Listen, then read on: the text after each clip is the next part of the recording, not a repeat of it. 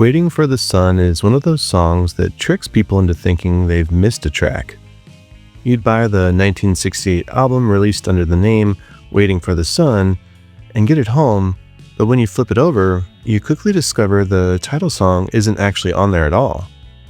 Instead, the track finally shows up 2 years later as a second song on Morrison Hotel, right after the Rockin' Roadhouse Blues, but sounding sort of like it wandered in from a different, more psychedelic era. At first flash of Eden.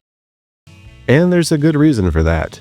It's because the band had actually already tried to nail the song during the peak of their psychedelic era. This was back in 1968 for the sessions at Sunset Sound and TTG Studios. But their producer, Paul Rothchild, felt the takes just didn't have the spark they needed. But the band liked the title, so it stayed, while the song itself went back into limbo. And now you have a great rock-related trivia question in case you ever need one. What #1 album was named after a song that wouldn't be released until, technically, the next decade? You're welcome for that one. By the time they were working on their third album, the Doors had blown through most of the lyrics Jim Morrison wrote in his Venice Beach notebook. And these lyrics are what band insiders later called his gold mine of material.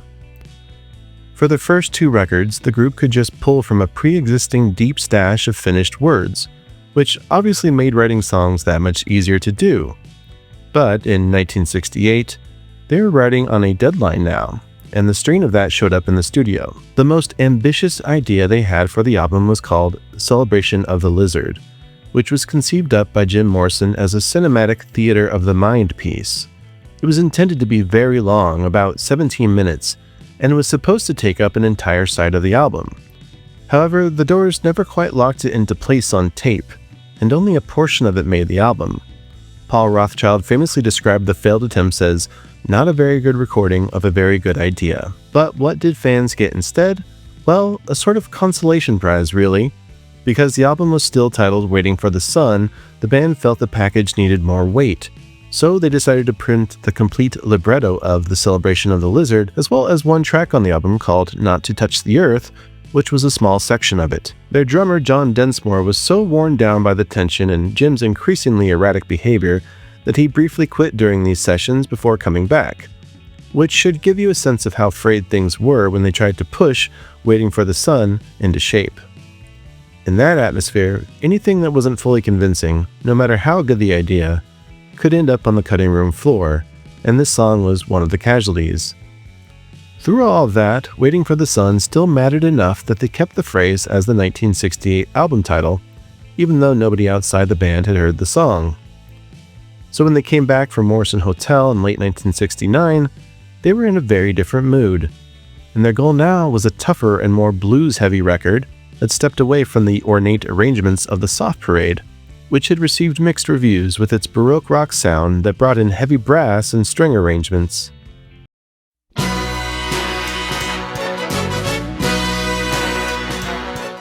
These sessions ran from November 1969 into early 1970, and as they pulled material together, they started to dig out some older ideas that still felt strong, which included Waiting for the Sun. And luckily, in this new context where they returned to form, it finally started to click. Manzarek would later talk about how some songs just need years to find their final form, and this one fit that pattern. They had reshaped it to sit between bar band rockers while still carrying the echo of their late 60s dreamier side.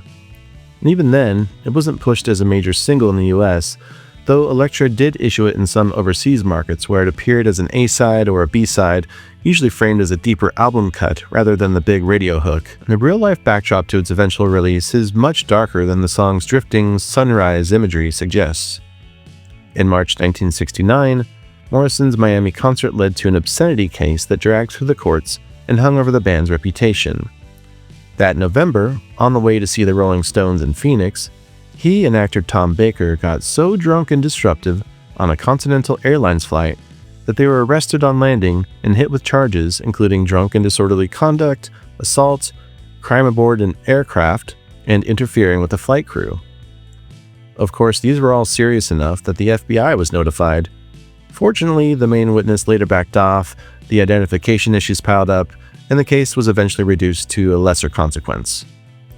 But for months, it was another legal cloud over Morrison while the band tried to finish Morrison Hotel. It was quite literally a moment when the Doors were trying to sound tougher and more grounded, but their singer's life was anything but.